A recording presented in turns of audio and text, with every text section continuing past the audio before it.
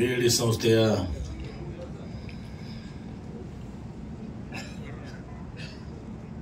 Doctor Phagu ಹಳ್ಕಟ್ಟಿ engineering college ವತಿಯಿಂದ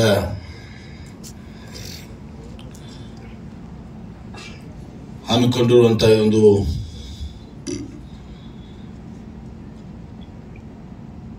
ಗ್ರಾಮೀಣ ಪುನಶ್ಚೇತರ ಕೇಂದ್ರದ ವತಿಯಿಂದ ಆಯೋಜಿಸಲಾಗಿರುವಂತಹ ಸಾವಯವ ಕೃಷಿ ಪದ್ಧತಿ ಮತ್ತು ಕೃಷಿ ಉತ್ಪನ್ನಗಳ ಮಾರುಕಟ್ಟೆ ಬಗ್ಗೆ ಈ ಕಾರ್ಯಕ್ರಮ ಬಹಳ ಸಂತೋಷದಿಂದ ಇವತ್ತು ಸಸಿಗೆ ನೀರುಣಿಸುವ ಮೂಲಕ ಚಾಲನೆಯನ್ನ ಕೊಟ್ಟಿದ್ದೀವಿ ಅಂತ ಸಂದರ್ಭದಲ್ಲಿ ಹೇಳಕ್ಕೆ ಬಯಸ್ತೇನೆ. ಈ ಕಾರ್ಯಕ್ರಮದಲ್ಲಿ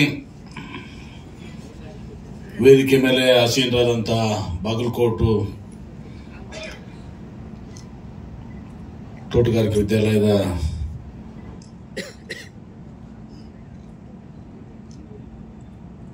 ಪ್ರೊಫೆಸರ್ ಹಿಂದೆನಾ ಇಲ್ಲಿದ್ದಾರೆ ನೀವು ಕರೆಕ್ಟ್ ಅದೇ ಮತ್ತೆ ಬಂತಾರೆ ಬದುಕು ಬರ್ತಾರೆ ಬಸವರಾಜ್ ಬಿರಾದರ್ ಅವರು ಬಂದು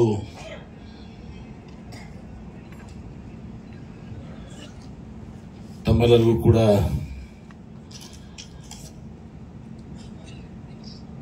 ಅಭಿ ಫೌಂಡೇಶನ್ ಮೂಲಕ ತಮ್ಮ ಎಲ್ಲ ಜಾಗೃತಿಯನ್ನು ಮೂಡಿಸುವಂತ ಅರಿವನ್ನ ಮೂಡಿಸುವಂತ ಮಾಹಿತಿಯನ್ನು ಕೊಡುವಂತ ಕೆಲಸ ಮಾಡ್ತಾರೆ. ಅದಕ್ಕೆ ಶ್ರೀಪಾದ್ ವಿಶ್ವೇಶ್ವರ ಅವರು ಹಾರ್ಟಿಕಲ್ ಯೂನಿವರ್ಸಿಟಿಯ ಅಸಿಸ್ಟೆಂಟ್ ಪ್ರೊಫೆಸರ್ ಅವರು ಬಂದು ತಮ್ಮನ್ನು ಉದ್ದೇಶಿಸಿ ಮಾತನಾಡಿ ಮಾಹಿತಿಯನ್ನು ಕೊಡ್ತಾ ಇದ್ದಾರೆ.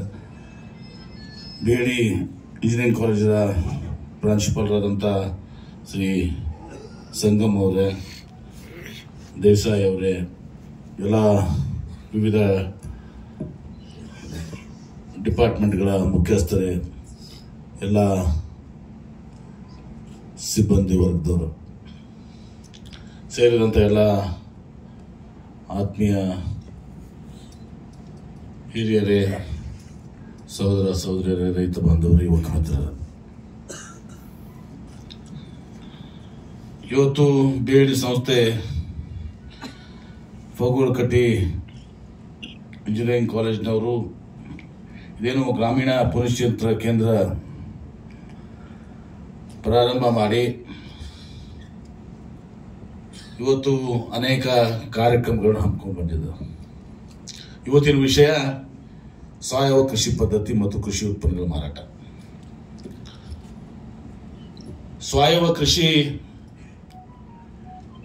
ಇದು ಮೂಲತಃ ಸಾವಿರಾರು ವರ್ಷಗಳ ಕಾಲ ನಮ್ಮ ಹಿರಿಯರು ಕೃಷಿ ಎಂಬ ಪದ್ಧತಿಯನ್ನ ಕೃಷಿ ಮಾಡ್ಕೊಂಡು ಬಂದಂಥದ್ದು.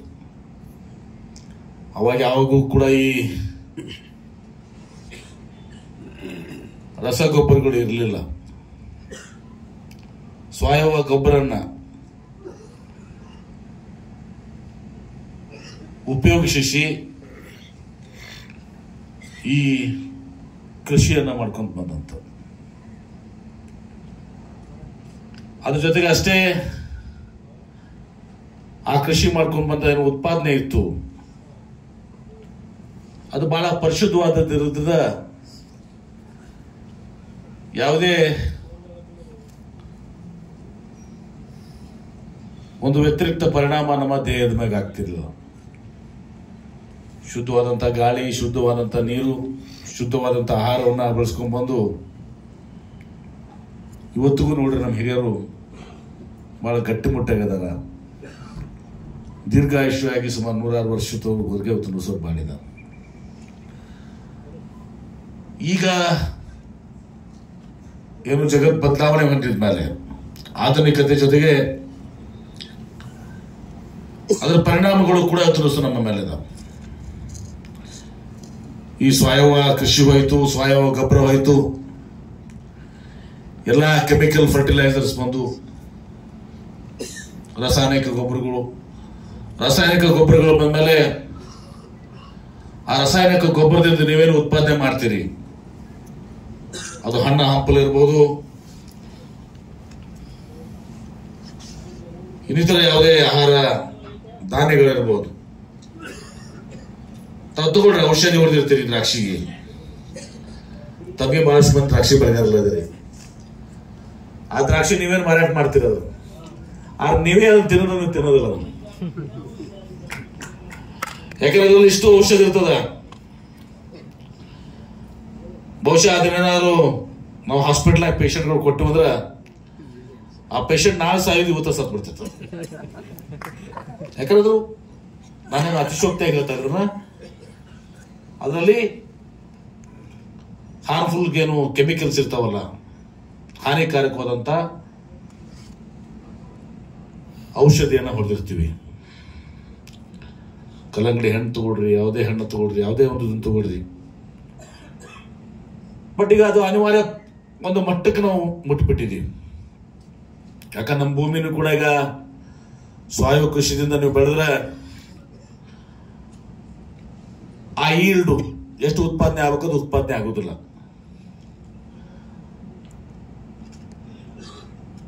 ಮತ್ತು ಇದಕ್ಕೆ ಬಹಳಷ್ಟು ಕಾರಣಗಳು ಕೂಡ ಇದಾವೆ, ಒಂದೊಂದಾಗಿ ನಾನು ಹೇಳ್ತೇನೆ. ಇವತ್ತು ನೀವು ಮತ್ತೆ ಸಾವಯವ ಕೃಷಿಗೆ ಹೋಗ್ಬೇಕಾಗಿದ್ರೆ, ಸಾವಯವ ಉತ್ಪಾದನೆ ಮಾಡ್ಬೇಕಾದ್ರೆ ಹಂತವಾಗಿ ನೀವು ಟೇಪರಿಂಗ್ ಮಾಡ್ಕೊಂತ ಹೋಗ್ಬೇಕಾಗ್ತದೆ. ಮೊದಲು ನೀವು 1 kg ರಸಗೊಬ್ಬರ ಹಾಕ್ತಿದ್ರೆ ಅದನ್ನ 900 ಮಿಲಿಗ್ರಾಮ್ ಗೆಲ್ಸ್ಬೇಕು, ಮತ್ತೆ 800 ಗೆಲ್ಸ್ಬೇಕು. ಒಂದು 10 ವರ್ಷಗಳ ಕಾಲ ಸಣ್ಣಾಗಿ ಅದನ್ನ ಹಿಂಪಡ್ಕೊಂತ ಹೋಗ್ಬೇಕು. ಜೊತೆ ಒಮ್ಮೆ ನಮ್ಮೆ ಹಿಂಪಡ್ಕೊಂಡ್ರೆ ಈಲ್ಡ್ ಬರೋದಿಲ್ಲ ಮತ್ತು ಭೂಮಿನೂ ಕೂಡ ಆಟ ಮಾಡೋದನ್ನ ಒಂದು 5 ವರ್ಷಗಳ ಕಾಲ 10 ವರ್ಷಗಳ ಕಾಲ ಏನು ಸೈಂಟಿಸ್ಟ್, ನಾನು ಸೈಂಟಿಸ್ಟ್ ಅಲ್ಲ, ಅಗ್ರಿಕಲ್ಚರ್ ಸೈಂಟಿಸ್ಟ್ ಅವ್ರು ಏನ್ ಹೇಳ್ತಾರೆ ಅವರ ಸಲಹೆ ಸೂಚನೆ ತಗೊಂಡು ನೀವು ವಾಪಸ್ ಬಂದಾಗ ಆವಾಗ ಮತ್ತೆ ನಮ್ಮ ಭೂಮಿ ಏನು ನಮ್ಮ ಹಳೆ ಸಾವಯವ ಕೃಷಿ ಕಡೆ ಹೋಗ್ತದೆ. ಇದ್ರ ಜೊತೆಗೆ ಈ ರಾಸಾಯನಿಕ ಗೊಬ್ಬರಗಳು ಬಳಸ್ಕೊಂಡ್ರೆ ನಮ್ಮ ಭೂಮಿನೂ ಕೂಡ ಹಾಳಾಗಿದೆ. ಭೂಮಿನೂ ಸ್ವತ್ತು ಉಳಿದಿಲ್ಲ. ಈಗ ಅನೇಕ ಕಡೆ ಇಲ್ಲೇ ನೀವು ರಾಯಚೂರ ಗುಲ್ಬರ್ಗ ಹೋದ್ರ ಆಂಧ್ರದವ್ರು ಬರ್ತಾರ, ಭೂಮಿ ನಿಮ್ ಕೂಡ ಬಾಡಿಗೆ ತಗೋತಾರ.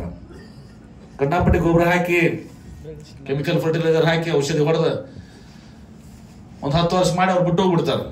ನಿಮ್ಮ ಮುಂದೆ ಅಲ್ಲಿ ಭೂಮಿನಾಗ ಏನು ಬೆಳೆಯಕ್ಕೆ ಹೋದ್ರೆ ನಿಮ್ಗೆ ಏನು ಬೆಳೆದಿಲ್ಲ ಸರಕಲ್ಲ. ಭೂಮಿನೂ ಕೂಡ ಮಣ್ಣನ್ನು ಕೂಡ ಹಾಳಾಗ್ಬಿಟ್ಟಿದೆ, ಎಲ್ಲ ವಿಷದಿಂದ ತುಂಬಿಕೊಂಡು ಅಂತದ. ಹೇಗೆ ಹಂತವಾಗಿ ನಾವು ಅದನ್ನ ಹಿಂಪಡ್ಕೊಂಡು ಮತ್ತೆ ಸಾವಯವ ಕೃಷಿಗೆ ಹೋಗ್ಬೇಕಾಗ್ತದೆ. ಇದೆಲ್ಲಕ್ಕಿಂತ ಹೆಚ್ಚಿಗೆ ದೊಡ್ಡ ಸವಾಲು ನಮ್ಮ ದೇಶದಲ್ಲಿರುವಂತಹದ್ದು ಈ ಸಾವಯವ ಉತ್ಪನ್ನಗಳಿರ್ತಾವಲ್ಲ, ಇದರ ಸರ್ಟಿಫಿಕೇಶನ್, ದೃಢೀಕರಣ. ಇದನ್ನು ಯಾಕಂದ್ರೆ ಸಾವಯವದಿಂದ ಇನ್ನು ಅಮೆರಿಕ, ಯುರೋಪಿಯನ್ ರಾಷ್ಟ್ರಕ್ಕೆ ಹೋಗ್ರಿ, ರಾಸಾಯನಿಕ ಗೊಬ್ಬರದಿಂದ ಬಳಸಿದಂತ ಒಂದು ಬ್ರೆಡ್ ಇತ್ತಂದ್ರ ಅದಕ್ಕೆ $1 ತಗೋತಾರ. ಸಾವಯವ ಗೊಬ್ಬರದಿಂದ ಬೆಳೆದಂತ ಗೋಧಿಯಿಂದ ಮಾಡಿದಂತ ಬ್ರೆಡ್ ಇತ್ತಂದ್ರ ಅದು $1.5 ಕೊಡ್ತಾರ. ಅಂದ್ರೆ ಆರೋಗ್ಯಕ್ಕೆ ಒಳ್ಳೇದಿರ್ತದಂತೆ ಹೆಚ್ಚಿಗೆ ತಗೋತಾರ. ದ್ರಾಕ್ಷಿನೂ ಕೂಡ ನೀವು ಆರ್ಗ್ಯಾನಿಕ್ ದ್ರಾಕ್ಷಿ ಬೆಳೆದಕ್ಕೆ ಜಾಸ್ತಿ ರೇಟ್ ಐತಿ. ಧರ್ಮಣ ಏನಿರ್ತದೆ ಎಷ್ಟೇ ರೇಟ್? ಇದಕ್ಕೆ ಉಳಿದ ದ್ರಾಕ್ಷಿಗೆ 30-35 ಡಬಲ್ ಸಾವಯವದಿಂದ ಬೆಳೆದಕ್ಕೆ. ಆದ್ರೆ ಪರಿಸ್ಥಿತಿ ಏನಂದ್ರೆ ಸಹ ಇದು ನಿಜವಾಗಿ ಸಾವಯವ ಕೃಷಿದಿಂದ, ಸಾವಯವ ಗೊಬ್ಬರದಿಂದ, ಸಾವಯವ ಔಷಧದಿಂದ ಬೆಳೆದೈದು ಅಂತ ಹೇಳೋರು ಯಾರು? ಸರ್ಟಿಫಿಕೇಟ್ ಕೋರ್ಸ್ ಕೊಡುವಂತ ಸರ್ಕಾರದಲ್ಲಿ ಇದಾವ. ಅವ್ರು ಯಾರು ಬಹಳ ಬದಲಾವಣೆ ಆಗ್ಬೇಕಾಗ್ತದೆ. ನಾ ಸರ್ಕಾರದಲ್ಲಿ ಇದ್ಕೊಂಡೇ ಮಾತನ್ನು ಹೇಳ್ತಾ ಇದ್ದೀನಿ. ಅಲ್ಲೇನಾಗ ಅವ್ರು ರೈತರಿಗೆ ತೊಂದರೆ ಕೊಟ್ರ ನೀವು ಮತ್ತೆ ಅವ್ರಿಗೆ ಲಂಚ ಕೇಳಕ್ ಹೋದ್ರ ಕೆಲಸ ಕಟ್ತೈತಲ್ಲಿ. ಮತ್ತೆ ಯಾರೇ ಬೋಗಸಿದ್ದವ್ರು ಸರ್ಟಿಫಿಕೇಟ್ ಕೊಟ್ರ, ಯಾರೋ ಉತ್ಪಾದನೆ ಮಾಡಿರ್ತಾರ, ಏನು ಯಾರೋ ಉತ್ಪಾದನೆ ಮಾಡಿರ್ತಾರ ತಗೊಂಡು ಹೋಗಿ ರಸಗೊಬ್ಬರದ ಹೋಗಿ ಸಾವಯವ ಒಂದು ಕೃಷಿ ಸ್ಟ್ಯಾಂಪ್ ಪಡಿಸ್ಕೊಂಡ ಒಂದಿಟ್ಟು ಲಂಚ ಕೊಟ್ರ ನಿಮ್ಗೆ ಸರ್ಟಿಫಿಕೇಟ್ ಸಿಕ್ಬಿಡ್ತೈತಿ. ಅವಾಗ ಇದು ತಾರತಮ್ಯ ಹೋಗ್ಬೇಕಾದ್ರೆ ಬಹಳ ಕಷ್ಟಕರ ಒಂದು ಕೆಲಸ ಆಯ್ತು. ನೋಡಿದ್ವಿ ಮಹಂತೇಶ್ ಬರ ಏನು ಹೊಡೆದಿದ್ರೆ ಸಾವಯವ ಕೃಷಿ ಪದ್ಧತಿ, ಕೃಷಿ ಉತ್ಪನ್ನಗಳ ಮಾರಾಟ, ಇದನ್ನ ಹೆಂಗ್ ಸಾಲ್ವ್ ಮಾಡ್ತೀರಿ ಹೇಳ್ಬೇಕಾಗ್ತದೆ. ಬಹಳ ಸರಳ ಇದನ್ನ ಹೇಳಿದಿಲ್ಲಿ. ಅಷ್ಟೇ ಕಠಿಣ ಅದು. ಆಯ್ತು, ರೈತರೇನೋ ಮನವರಿಸಿ ಹಂತವಾಗಿ ಅವ್ರಿಗೆ ಮಾಡಿ ಕಾಯವ ಕೃಷಿ ಕಡೆ ಮನಸ್ಸಿಗೆ ಒಯ್ಬೋದು, ಉತ್ಪನ್ನ ಬೆಳಿಬೋದು. ಮುಂದೆ ಅದ್ರ ಸರ್ಟಿಫಿಕೇಟ್ ಕೊಟ್ಟು, ನಿಜವಾದಂಥ ಸರ್ಟಿಫಿಕೇಟ್, ಯಾರು ಸತ್ಯವಾಗಿ ಸಾವಯವ ಕೃಷಿಯಿಂದ ಬೆಳೀತಾ ಇದ್ದಾರೆ ಅವ್ರಿಗೆ ನಾವು ನಿಜವಾದಂಥ ಸರ್ಟಿಫಿಕೇಟ್ ಕೊಡಬೇಕು. ಅವ್ರಿಗೆ ತೊಂದರೆ ಆಗಬಾರ್ದು, ಅವ್ರಿಗೆ ಲಂಚ ಕೇಳಬಾರ್ದು. ಯಾರು ಇಂಥ ಸುಮ್ಮನೆ ಹೋಗಿ ಬೋಗಸ್ ಸಿಕ್ಕ ಹೊಡೆದ್ಕೊಂಡ್ ಬರ್ತಾರಲ್ಲ ಅಂಥವ್ರಿಗೆ ಆಸ್ಪತ್ರೆ ಸಿಗಬಾರ್ದು. ಇದನ್ನ ಮಾಡಂತವ್ರು ಯಾರು? ನೀವು ಹೇಳ್ತೀರಿ ಸರ್ಕಾರ ನೀವು ಅದರಲ್ಲಿ ಮಾಡಬೇಕು ಅಂತೇಳಿ. ಅದರ ವ್ಯವಸ್ಥೆಯಲ್ಲಿ ಬಹಳ ದೊಡ್ಡ ಬದಲಾವಣೆ ಆಗ್ಬೇಕಾಗ್ತದೆ. ಇದನ್ನು ಬಹುಶಃ ನನಗನ್ಸೋ ಮಟ್ಟಿಗೆ ಇಲಾಖೆ ಮತ್ತು ಕೇವಲ ನಾವು ಇದು ಮಾಡಿದರೆ ಅದನ್ನೆಲ್ಲ ಕೃಷಿ ಇಲಾಖೆ, ತೋಟಗಾರಿಕೆ ಇಲಾಖೆ ಮತ್ತು ತೋಟಗಾರಿಕೆ ಕಾಲೇಜುಗಳು ಕೂಡ ಮಹತ್ವ ಪಡ್ಕೋತವೆ. ಇವು ಮೂರು ಕೂಡಿ ಸರ್ಟಿಫಿಕೇಟ್ ಮಾಡಿದ್ರೆ ಒಂದು ಸ್ವಲ್ಪ ವಿಶ್ವಾಸಾರ್ಹತೆಯಲ್ಲಿ ಬರ್ತದೆ. ಇಲ್ಲಿಕಂದ್ರೆ ಬೋಗಸ್ ಇದನ್ನು ಮಾಡಿ ಹೋದ್ರೆ ಅದು ಉಪಯೋಗ ಆಗುದಿಲ್ಲ. ಕರೆಕ್ಟ್ ಐತೆ ಅಲ್ವ? ಸರಿ ಐತೆ ಅಲ್ವ? ಇದಾಗ್ತದೆ. ಹೀಗಾಗಿ ಇದನ್ನ ಯಾವ ರೀತಿ ನಾವು ಇದನ್ನ ಮಾಡಬೇಕು ಅಂತ ಹೇಳಿ ಸರ್ಕಾರಗಳು ಚಿಂತನೆ ಮಾಡಬೇಕು. ನಾನು ಕೂಡ ಸರ್ಕಾರದಲ್ಲಿ ಇದನ್ನ ಚಿಂತನೆ ಮಾಡ್ತೀವಿ. ಇದ್ರ ಜೊತೆಗೆ ನೀವು ಏನು ಇದನ್ನ ಗ್ರಾಮೀಣ ಪುನಶ್ಚೇತನ ಅಂತ ಕೇಂದ್ರ ಮಾಡಿದಿರಿ. ನಾ ಬಹಳ ದಿವಸದಿಂದ ಹೇಳ್ಕೋತೆ ಬಂದಿದ್ನಿ. ಮುಹೂರ್ತ ಬಹುಶಃ ಈಗ ಎಷ್ಟು ದಿವಸ ಆಯ್ತು ನೀವು ಸ್ಟಾರ್ಟ್ ಮಾಡಿ. ಇವತ್ತು ಧರ್ಮಸ್ಥಳದವರು, ಆರ್ ವಿ ದೇಶಪಾಂಡೆ ಅವರು, JSS ನವರು, ಅಂದ ಹುಗ್ಗಿಯವ್ರ ಪ್ರಿನ್ಸಿಪಲ್ ಹೇಳಿದ್ದೆ ನಾನು ನಿಮ್ಗೆ.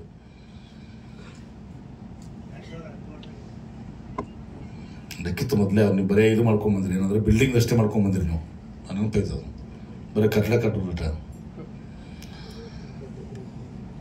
ಅವ್ರು ಯಾವ ರೀತಿ ಮಾಡಿದಾರ ಇವತ್ತೇನೋ ನೀವು ನಮ್ಮ ಉದ್ದೇಶಗಳನ್ನ ಹೇಳಿದ್ರೆ, ಉದ್ದೇಶದಲ್ಲಿ ಬಹಳಷ್ಟು ಆ ಉದ್ದೇಶಗಳು ಇರಲಿ, ಆ ಉದ್ದೇಶಗಳು ಬಹಳಷ್ಟು ಮಾರ್ಪಾಡು ಮಾಡ್ಕೋಬೇಕು. ಅದು ಮಾಡ್ಕೋಬೇಕಾದ್ರೆ ಮೊದಲು ಇದು ಆರ್ಗ್ಯಾನಿಕ್ದಾಗ ನೀವು ಸರ್ಟಿಫಿಕೇಟ್ ಕೊಡುವಂಥದ್ದು, ಇದನ್ನು ಬೆಳೆಯುವಂಥದ್ದು, ಅವರಿಗೆ ಟ್ರೈನಿಂಗ್ ಕೊಟ್ಟು ಹೆಂಗೆ ಮಾಡ್ಬೇಕು ಅನ್ನೋದು ಒಂದು. ಎರಡನೇದಾಗಿ ಇವತ್ತು ಇದಕ್ಕೆ ಬಹಳ ಬೇಡಿಕೆ ಅದ. ಈಗಲ್ಲ ಸಜ್ಜಿ, ಜೋಳ, ಮಿಲೆಟ್ಸ್ ಅಂತಿಲ್ಲ, ಏನಂತ ಸಿರಿಧಾನ್ಯಗಳು, ಅದಕ್ಕೆ ನೀವು ಹೆಚ್ಚಿನ ಒತ್ತನ್ನು ಕೊಡಬೇಕು. ಇವತ್ತು ದೇಶದಲ್ಲಿ ಸಿರಿಧಾನ್ಯಗಳ ವರ್ಷ ಅಂತ ಹೇಳಿ ಕೂಡ ಘೋಷಣೆ ಮಾಡಿದ್ದಾರೆ. ಇವತ್ತು ಜೊತೆಗೆ ನಾವು ನೀರು ನಿರ್ವಹಣೆ, ವಾಟರ್ ಕನ್ಸರ್ವೇಷನ್, ಕೃಷಿ ಹೊಂಡಗಳು, ನಾವೊಂದು ದೇಶದಾಗ ನೋಡಾತಿದ್ನಿ, ಆಫ್ರಿಕಾ ದೇಶದಾಗ. ಅಲ್ಲೇನು ನಮ್ಗತ್ಲೆ ಬಿಜಾಪುರತ್ಲೆ ಬರಗಾಲ ಪ್ರದೇಶ, ಕ್ಯಾಟ್ ಮಡ್ಡಿ ಭೂಮಿ, ಏನ್ ಮಾಡಬೇಕು ಅಂತ ಹೇಳಿ ಅವ್ರು ನಿಮ್ಗೆ ದೊಡ್ಡ ದೊಡ್ಡ ಕೆರೆ ಹೆಂಗ್ ತುಂಬ ಇದು ಮಾಡ್ತಿರಲ್ಲ, ಹೊಂಡ ಮಾಡ್ತಿರಲ್ಲ, ಹಂಗೆ ಬರೇ ಅಲ್ಲೆಲ್ಲ ತೆಗತ್ತು JCB ತಗೊಂಡು ತಗೋತ್ವ ಕಾರ್ಮಿಕರಿಂದ ತಗೋತ ಹೋಗುದು.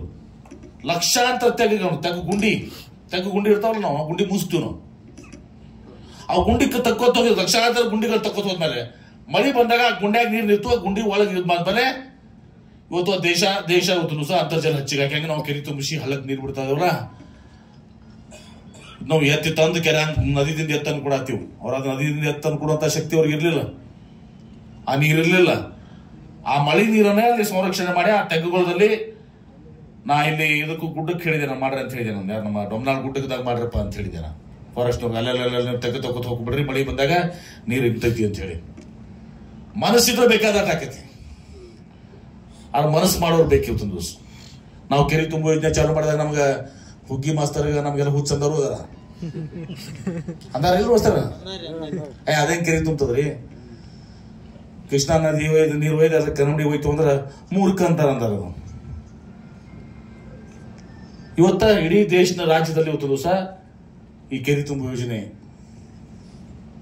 ಪ್ರಖ್ಯಾತ. ಸುಮಾರು ನಾನೇ ನೀರಾವರಿ ಮಂತ್ರಿದ ಸುಮಾರು 3000 ಕೆರೆಗಳನ್ನು ರಾಜ್ಯದಾಗ ತುಂಬುವಂತ ನಿರಂತರ ಆಗ್ಬಿಟ್ಟಿದೆ. ಲಿಫ್ಟ್ ಇರಿಗೇಷನ್ ಸ್ಕೀಮ್ಗಿಂತ ಇದು ಕೆರೆ ತುಂಬ ಯೋಜನೆ ಬಹಳ ಪ್ರಸಿದ್ಧಿ ಪಡ್ಕೊಂಡ್ಬಿಟ್ಟದು. ಯಾಕಂದ್ರೆ ಅಂತರ್ಜಲ ಹೆಚ್ಚಾಗದ 12 ತಿಂಗಳು ನಿಮ್ಗೆ ನೀರು ಸಿಗ್ತದೆ. ಈಗ ನಾವು ಇನ್ನೊಂದು ಮಾಡಿವಿ ಯೋಜನೆ, ಬಟ್ ಇದು ಸ್ವಲ್ಪ ಸರ್ಕಾರದಾಗ ಈಗ ನಮಗೂ ಈ ವರ್ಷ ಹಣಕಾಸಿನ ಇದು ಇರ್ತದೆ, ಮುಂದೆ ನೋಡೋಣ ಯಾವಾಗ ಮುಹೂರ್ತ ಬರ್ತದೆ ಗೊತ್ತಿಲ್ಲ. ಹೆಂಗೆ ಕೆರೆ ತುಂಬುದಿತ್ತಲ್ಲ, ಈ ಹಳೆಗಳನ್ನು ತುಂಬುವಂಥದ್ದು. ಹಳೆಗಳನ್ನು ತುಂಬುವಂತ ನಮ್ಮ ಕೆನಾಲ್ ನೆಟ್ವರ್ಕ್ ಏನೈತಲ್ಲ, ಕೆನಾಲ್ ನೆಟ್ವರ್ಕ್ ಮ್ಯಾಗ 159 ಹಳೆಗಳು ಆ 159 ಹಳ್ಳಿಗಳಿಗೆ ಒಂದು ಔಟ್ಲೆಟ್ ಫ್ಲಡ್ ಇದ್ದಾಗ, ಮಳಿ ಜಾಸ್ತಿ ಇದ್ದಾಗ, ಬೇಸಿಗೆ ಕೊಡಕ್ಕಾಗಂಗಿಲ್ಲ, ಮಳಿ ಜಾಸ್ತಿ ಇದ್ದಾಗ ಆ ಸಂದರ್ಭದಾಗ ಹಳ್ಳಕ್ಕೆ ನೀರು ಕೊಟ್ಟು ಕುಡುಕಿಂತ ಮುಂಚಿತವಾಗಿ ಅಲ್ಲಿ ಪ್ರತಿ 500 ಮೀಟರ್ಗೆ ಒಂದೊಂದು ಚೆಕ್ ಡ್ಯಾಮ್ ಬರೇ 1 ಮೀಟರ್ 3 ಫುಟ್ ಹಾಕಿದ್ರೆ 3.5 metre 3 foot 3 foot 3 foot 1 metre check dam ಮಾಡಿ ಆ ನೀರು ಬರೋದು ಹರಿದು ಹೋಗ್ಬಾರ್ದು. 10 ಕಿಲೋಮೀಟರ್ ಅದು ಹಳ್ಳಿ ಇತ್ತಂದ್ರೆ 2 ಕಿಲೋಮೀಟರ್ ಅದು 2 ಕಿಲೋಮೀಟರ್ ಫುಲ್ ಬರೋದು ಹೋಗ್ಬಾರ್ದು. ಅಲ್ಲೆಲ್ಲಿ ಅದೇನೋ ಚೆಕ್ ಡ್ಯಾಮ್ ಮಾಡಿದ್ವಲ್ಲ ನೀರು ಹಿಂಗಬೇಕು. ಆ ಹಳ್ಳಿಗಳಿಗೆ ನೀರು ಕೊಡು ಮಾಡಿದಂದ್ರೆ ಸುಮಾರು ಅವಾಗ ನಾ ಇದ್ದಾಗ 65 ಕೋಟಿ ಏನೋ ಆಗಿತ್ತು. ಈಗ ನಿನ್ನೆ ಕೇಳಿದಾಗ ಜಗದೀಶ್ ರಾಠೋಡ್ ಹೇಳಿದ್ರು 120 ಹಾಗೆ ಡಬಲ್ ಆಗಿದೆ ಅಂತ ಹೇಳಿ. ಬಹುಶಃ ಅದನ್ನೊಂದು ಮಾಡಿದ್ರ, ಈ ಕೆರೆ ತುಂಬ ಯೋಜನೆ ಜೊತೆಗೆ ಇದನ್ನೊಂದು ಮಾಡಿದ್ರ ಬಹುಶಃ ಅಂತರ ಜಲ ಮತ್ತು ಈ ರೀತಿ ನಾವು ಹೊಸ ಒಂದು ಕನಸನ್ನು ಹೊತ್ತುಕೊಂಡು ಏನು ಯೋಜನೆ ಮಾಡೀವಿ. ಹೆಂಗೆ ಕೆರೆ ತುಂಬೋ ಯೋಜನೆ ನಾವೇ ಮಾಡಿ ಇಡೀ ದೇಶಕ್ಕೆ ನಾವು ಕೆರೆ ತುಂಬೋ ಯೋಜನೆ ತೋರಿಸಿದ್ವಿ.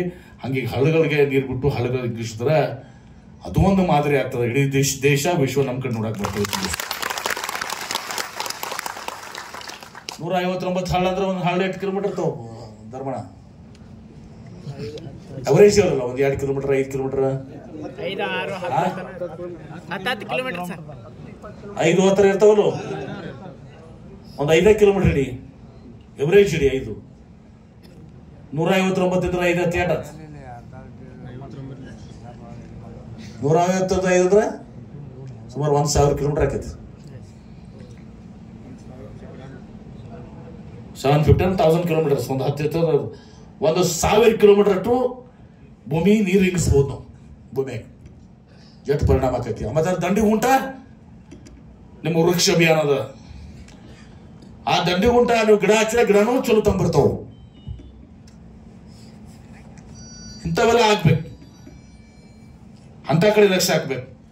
ಮತ್ತೀಗ ಇದ್ರ ಜೊತೆಗೆ ಇಲ್ಲಿ ಹೈನುಗಾರಿಕೆಗೆ ಮೊದಲ ಮನುಷ್ಯರಿಗೆ ಕುಡಿಯಕ್ಕೆ ನೀರಿರಲಿಲ್ಲ. ಇನ್ನೇ ಎಮ್ಗಳಿಗೆ, ಆಕಳುಗಳಿಗೆ, ಎತ್ತುಗಳಿಗೆ, ಕುರಿಗಳಿಗೆ ಎಲ್ಲಿ ನೀರು ಕುಡಿಸ್ತಿದ್ವಿ ನಾವು. ಈಗ ನೀರಾಗ್ಯದ, ಇನ್ಮೇಲೆ ಹೈನುಗಾರಿಕೆಗೆ ಹೆಚ್ಚಿನ ಒತ್ತನ್ನು ಕೊಡಬೇಕು. ನನ್ನ ಮಕ್ಕಳಿಗೆ ಮತ್ತು ಯುವಕರಿಗೆ ಉದ್ಯೋಗ ಸೃಷ್ಟಿ ಮಾಡಿಕೊಡ್ಬೇಕು ನಾವು. ಬಹಳಷ್ಟು ಮಂದಿ ಕೇಳ್ತಾರೆ, ಸಾಹೇಬ್ರ ನೀವೇನ್ರಿ ಹೊಲ ಇದ್ದವಂಗ ನೀರಾವರಿ ಉಪಯೋಗ, ನಮ್ಗೇನು ಉಪಯೋಗ ಆಗ್ತದೆ ಅಂತ. ಅವ್ರಿಗೆ ಆಕಳ ಎಮ್ಮೆ ಏನ್ ಮಾಡ್ಕೊಂಡು ಬದುಕ ಕುರಿ ಕೋಳಿ ಸಾಗಾಣಿಕೆ ಮಾಡ್ಕೊಂಡ್ರೆ ಅವ್ರದ್ದು ಜೀವನ ಉದ್ಧಾರ ಆಗ್ತೈತಿ, ಯಾರು ಭೂಮಿ ಇರ್ಲದವ್ರು. ಇದ್ರ ಜೊತೆಗೆ ನೀರು ನಿರ್ವಹಣೆನೂ ಅಷ್ಟೇ ಮುಖ್ಯ. ನಾನು ನೋಡಾಕತ್ತೀನಲ್ಲ, ಒಮ್ಮೆ ಸಿಟ್ಟು ಬರ್ತದೆ ನಾನು, ಯಾಕಂದ್ರೆ ಮಾಡಿದಪ್ಪ ಈ ನೀರಾವರಿ ಯೋಜನೆ ಅಂತ. ಯಾಕಂದ್ರೆ ಇವ ನಮ್ಮ ಬಾಬಾನಗರ ನಮ್ಮ ಸಿದ್ದು ಇವ ಬೋಕೊಡ್ಯಾವ ಕೆರೆಗೆ ಹೊಡೆದಿದ್ರು ಒಳಗೆ, ಅಂದ್ರೆ ಯಾರು ಸಿಗಬಾರ್ದು ನೀರು ಆಗಿತ್ತಲ್ಲ. ನೀರಲ್ಲ ನಿಮ್ಮ ಊರಾಗತ್ತೆ. ಕೆರೆಯಾಗ ಪೈಪ್ ಹೊಡೆದಿದ್ರು ಅವ್ರು, ಅಂದ್ರೆ ಮ್ಯಾಲ ಹೊಡೆದ್ ಗೊತ್ತಾಕೈತಿ, ಮಾತು ಕೆರೆಯಾಗ ಹೊಡೆದ ಯಾರು ಗೊತ್ತಾಗತ್ತೆ? ಯಾರಿಗೂ ಗೊತ್ತಾಗಂಗಿಲ್ಲ, ಮುಂದೆ ನೀರ ಹೋಗಂಗಿಲ್ಲ. ಈಗ ಅಲ್ಲಿ ನೋಡ್ತೀನಿ ವಾಸರ ಅರ್ಕೆ ಚಾಲು ಮಾಡಿಸಿ ನೋಡಿ ಹೋಗ್ಬಿಟ್ರಲ್ಲ, ಅದನ್ನ ಮೇನ್ ವಾಲ್ವಿಗೆ ಒಬ್ಬ ಮೋಟರ್ ಹಚ್ಚಿಬಿಟ್ಟಿದ್ರು. ಧರ್ಮಣ್ಣನ ಮಂದಿ ಹತ್ರ ಒಟ್ಟು ಸಂಗಾಪುರ್ನಾಗ, ಕಂಬೋಗ್ಯಾಗ, ಕಾಕಣಿಕ್ಯಾಗೂ ಚಾಲು ಮಾಡ್ಯಾರ. ಈಗ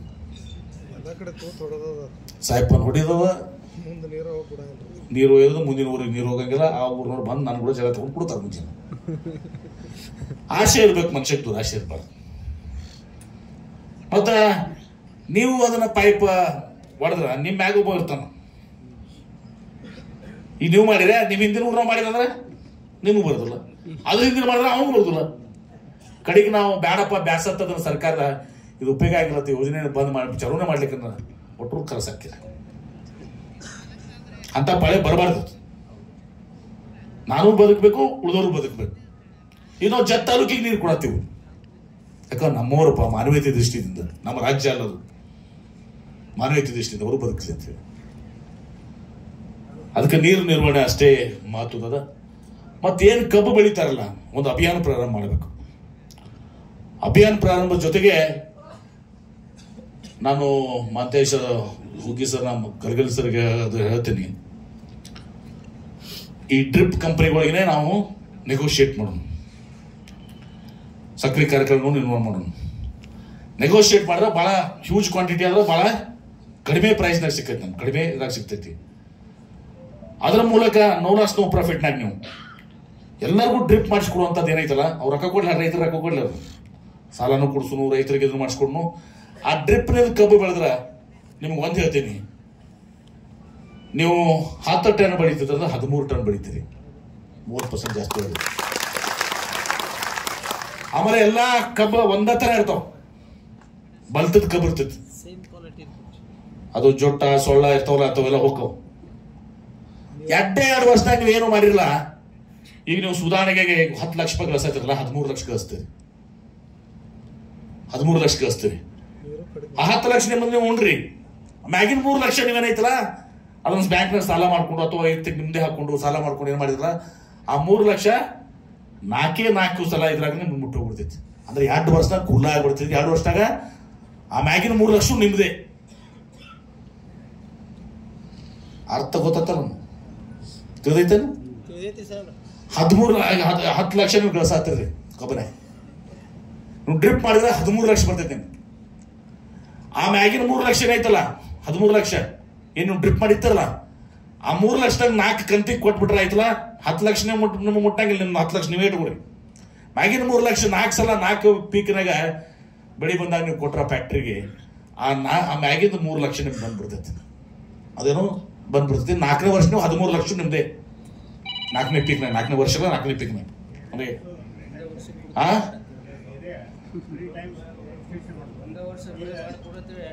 ಆಮೇಲೆ ನೀರಿನ ಚಿಂತೆನೂ ಇರಂಗಿಲ್ಲ, ದಂಡಿಗೆ ನೀರು ಹರಿಯಂಗಿಲ್ಲ, ನಮ್ ನೀರು ಬರಂಗಿಲ್ಲ ಅಂತೆಲ್ಲ ಕೆನಾಲ್ ಒಟ್ಟರು ಖುಷಿದಿಂದ ಇರ್ತೀರಿ. ಅದ್ರ ಬಗ್ಗೆ ಮಾಹಿತಿ ಕೊಡುವಂತದ್ದಾಗ್ಬೇಕು.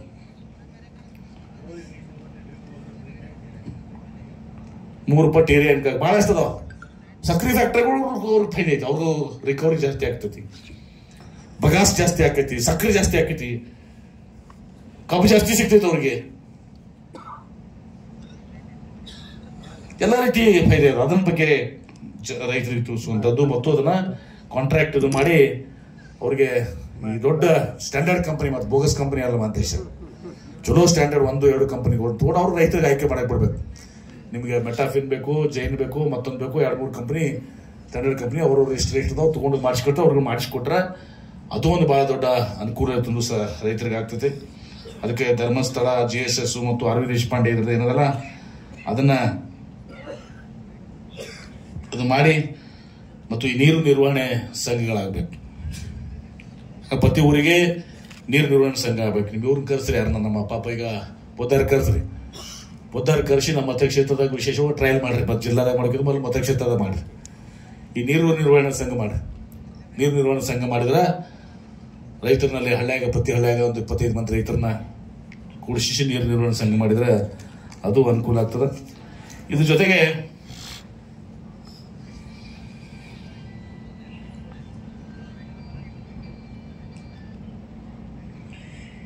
ಈ ಸೋಲಾರ್ ಅದಕ್ಕೂ ಕೂಡ ಉತ್ಪಾದನೆಗೆ ಸೋಲಾರ್ ಇದನ್ನ ಅಲ್ಲಲ್ಲಿ ತಮ್ಮ ಮಾಡ್ಕೊಂಡು ಪಂಪ್ ಸೆಟ್ಗಳಿಗೆ ಇದಕ್ಕೆ ಉಪಯೋಗ ಮಾಡೋ ಸೋಲಾರ್ದು ಕೂಡ ಸ್ವಲ್ಪ ಜಾಗೃತಿ ಮೂಡಿಸುವಂಥದ್ದಾಗಬೇಕು.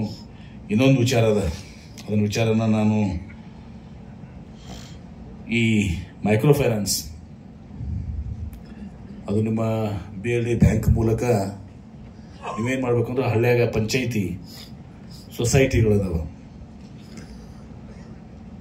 ಅಥವಾ ಯಾವುದೇ ಒಂದು ಸಂಘ ಇರ್ತದೆ, ಅವ್ರ ಜೊತೆ ಟೈಅಪ್ ಮಾಡಿಕೊಂಡು ಈಗ ಪಾಪ ವ್ಯಾಪಾರಸ್ಥರಿರ್ತಾರೆ, ಕಿರ್ಕೊಳ್ಳೋ ವ್ಯಾಪಾರಸ್ಥರು, ಇವು ಶಿಟ್ಯಾಗ ತಗೊಂಡು ಬಿಜಾಪುರ ಶಿಟ್ಯಾಗ ಅವು ಕಾಯಿಪಲ್ಯ ಮಾರೋರು ಇರ್ತಾರೆ.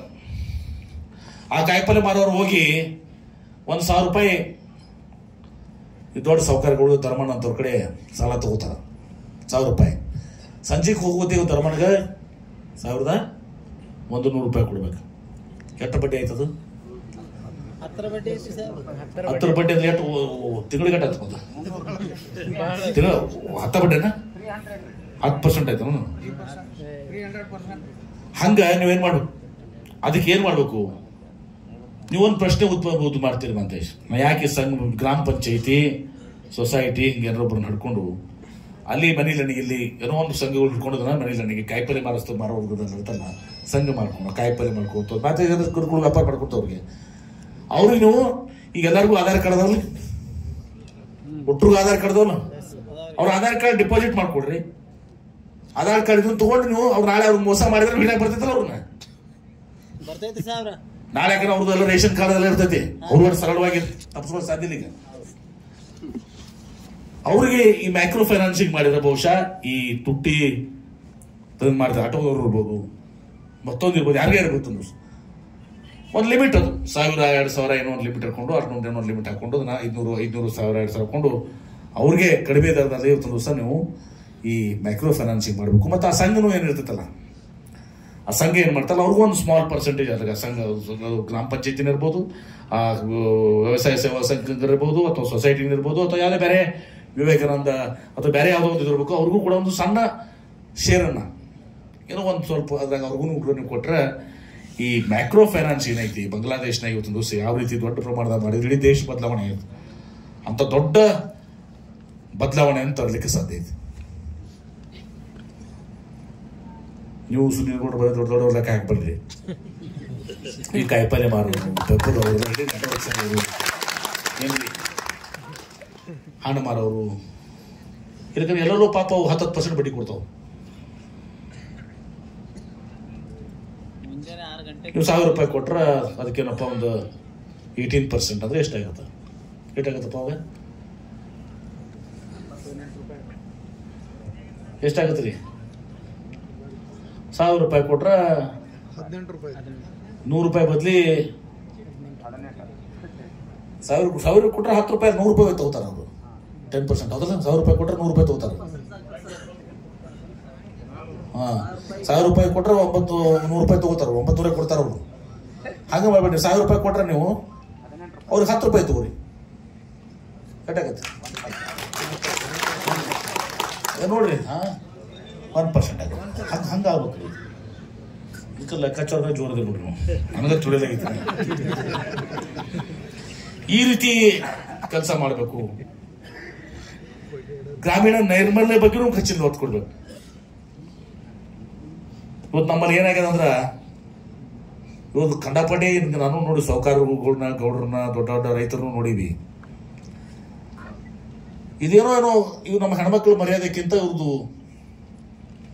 ಉಳಿದ ಆಕ್ಟಿವಿಟಿನೇ ಗುಡಿ ಗುಂಡಾರ ಅದು ಇದು ಬಹಳ ಮಹತ್ವ ಪಡ್ಕೊತಾವ. ನಮ್ಮ ಹೆಣ್ಮಕ್ಳ ಮರ್ಯಾದಕ್ಕಿಂತ ಹೆಚ್ಚಿನ ದೊಡ್ಡದೇನೈತಿ?